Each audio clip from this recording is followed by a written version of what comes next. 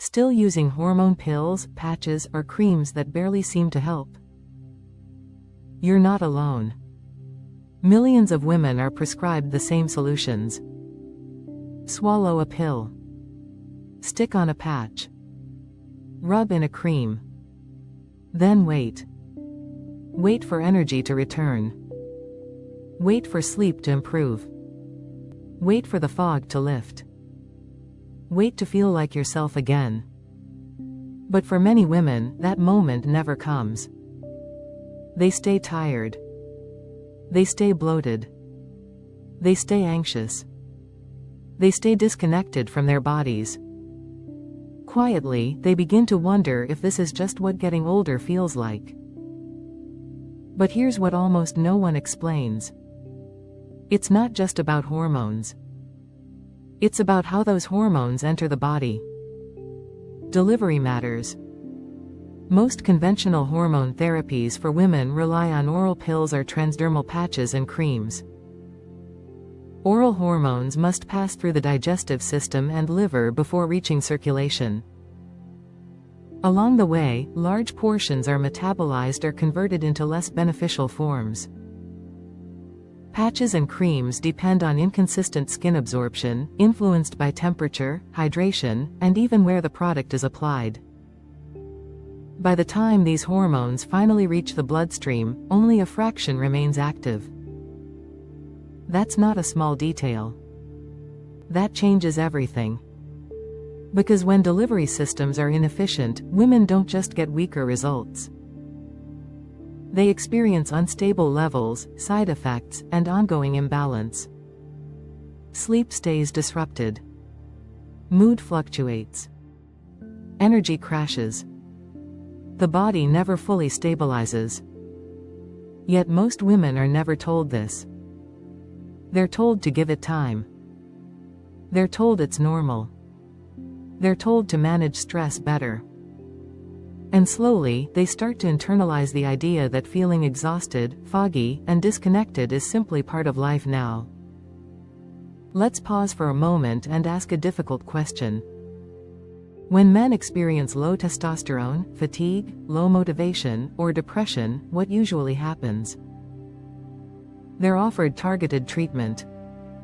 Often injections. Direct delivery into the bloodstream. Stable levels. Measurable outcomes. No one tells them to meditate their way out of it. No one suggests they accept decline as inevitable. Their hormones are addressed directly. Now compare that to women. Women are commonly prescribed oral pills that burden the liver. Creams that absorb unpredictably. Patches that irritate skin and deliver uneven doses. They're asked to juggle progesterone capsules, estrogen patches, vaginal creams, testosterone gels, supplements, and sleep aids, often simultaneously. 5 different products just to feel partially functional. And if they still don't improve? They're told to exercise more. Relax. Try therapy. This isn't personalized medicine. It's fragmented care. And women are paying the price. Across the world, women entering perimenopause and menopause describe remarkably similar symptoms. Crushing fatigue. Brain fog. Hair thinning. Weight gain. Anxiety. Depression. Insomnia. Loss of libido. Skin changes. Heart palpitations. Digestive issues. They go to appointments. They run blood tests. They're told their labs look normal, but they don't feel normal. They feel like strangers in their own bodies. Many describe the same quiet grief, looking in the mirror and not recognizing themselves anymore. Not just physically, but emotionally and mentally. They feel as though they're losing who they used to be without becoming who they're meant to be next. What makes this even harder is that most standard hormone protocols for women were never designed for optimization. They were built for minimum intervention, conservative dosing, outdated assumptions, symptom suppression rather than systemic restoration. The goal often isn't vitality. It's simply reducing discomfort. That leaves millions of women stuck in survival mode. Hormones don't work in isolation.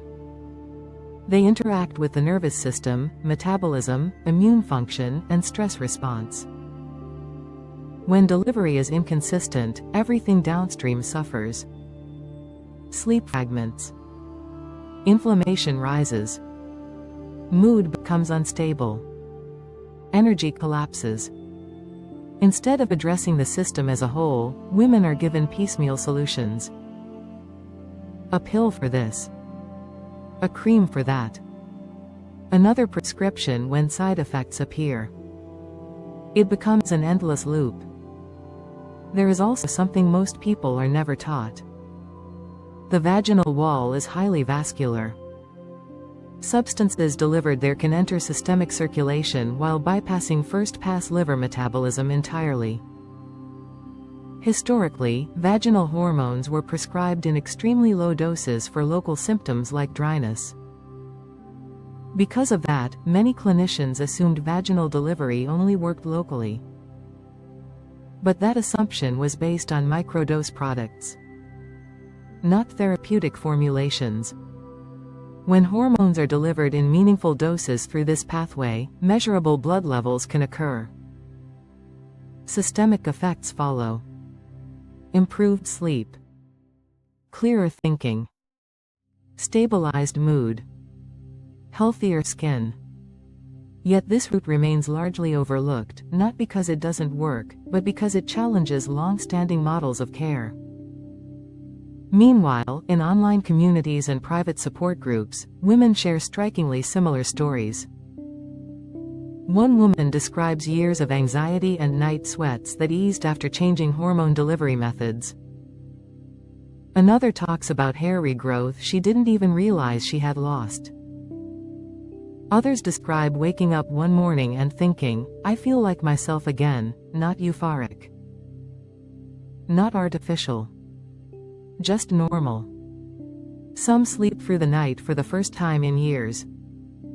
Others notice their patience returning, their skin changing, their bodies responding again. These stories don't make headlines, but they're everywhere. Many women are also told their hormone levels are within range, but reference ranges reflect population averages, not optimal function. A level can be technically normal while still leaving someone exhausted, foggy, and disconnected. What matters isn't just numbers. It's whether symptoms resolve, whether energy returns, whether quality of life improves. The body tells that story. Financially and emotionally, fragmented care takes a toll. Many women spend hundreds each month stacking treatments, patches, pills, creams, supplements, while still feeling off. Each failed attempt erodes hope. This conversation isn't about anti-aging. It's about being human. It's about waking up with energy, thinking clearly, feeling connected to your body, being present with your family, having motivation again. These are basic functions. And women deserve care models that actually support them. Historically, hormone research focused largely on male physiology. Female hormonal complexity was seen as inconvenient. Cycles were considered messy. Pregnancy complicated trials. As a result, women were underrepresented and oversimplified. Men received targeted protocols. Women received generalized advice. That imbalance is slowly changing. Around the world, practitioners and researchers are questioning outdated assumptions, exploring delivery systems, prioritizing symptom resolution over lab ranges, treating hormones as part of an interconnected system rather than isolated chemicals. And women are finally beginning to see results. Not overnight. Not magically. But steadily. Hormonal restoration isn't instant. Sleep often improves first. Then energy. Then mood. Over time, skin, hair, and metabolism follow. The body remembers how to regulate itself when given consistent signals. This isn't about masking symptoms. It's about restoring balance.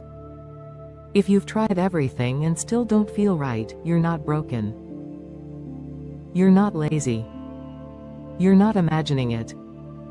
Your body is responding exactly as biology predicts when delivery systems are flawed and support is fragmented. There is nothing selfish about wanting to feel good again. There is nothing wrong with prioritizing your health. The future of women's hormone care isn't pills that overload the liver. It isn't creams that absorb unpredictably. It isn't being told to accept decline. The future is integrated care.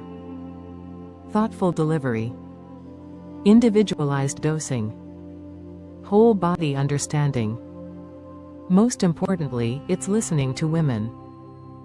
For decades, women were taught to tolerate hormonal suffering in silence. To push through exhaustion. To normalize brain fog. To accept feeling disconnected from their bodies. That era is ending. Knowledge is spreading. Conversations are opening. And women are reclaiming agency over their health. If this kind of content resonates with you, consider subscribing to Hormonal Balance Institute for more evidence-based discussions on women's hormone health and whole body wellness. Because understanding how hormones truly work, and how they're delivered, can change everything. And if you'd like to keep learning alongside thousands of women navigating these changes, follow Hormonal Balance Institute for ongoing education, research insights, and real-world experiences. Your hormones matter. Your body matters. Your life matters.